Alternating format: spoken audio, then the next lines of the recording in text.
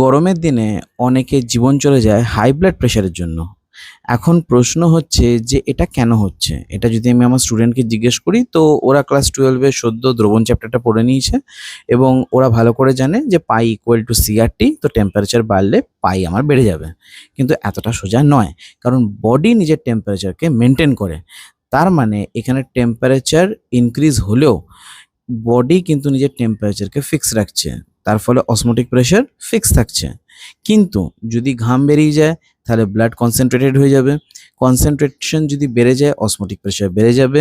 আর যেহেতু ব্লাড গাঢ় হয়ে যাচ্ছে তাই হার্টকে এক্সট্রা প্রেশার দিতে হচ্ছে ওই ব্লাডটাকে পাম্প করতে। তাহলে সেক্ষেত্রে কি হচ্ছে, হার্টের উপর এক্সট্রা প্রেশার পড়ার জন্য হার্ট কিন্তু কাজ করা বন্ধ করে দিচ্ছে এবং হার্ট অ্যাটাক হওয়ার চান্সেস কিন্তু বেড়ে যাচ্ছে। এটার হাত থেকে বাঁচার কি উপায়? দুটো উপায় আছে। বেশি করে জল খেতে হবে, আর একটা জিনিস হচ্ছে যে যখন ঘাম বেরোচ্ছে তখন নুনগুলো তো বেরিয়ে যাচ্ছে, তাই ওআরএস জল খাওয়া সব থেকে বেস্ট, বা নুন চিনির জল খাওয়া। এই ছোট্ট ছোট্ট টিপসগুলো যদি আমরা বজায় রাখি তাহলে আমাদের এই গরমেও শরীর স্বাস্থ্য ঠিক থাকবে।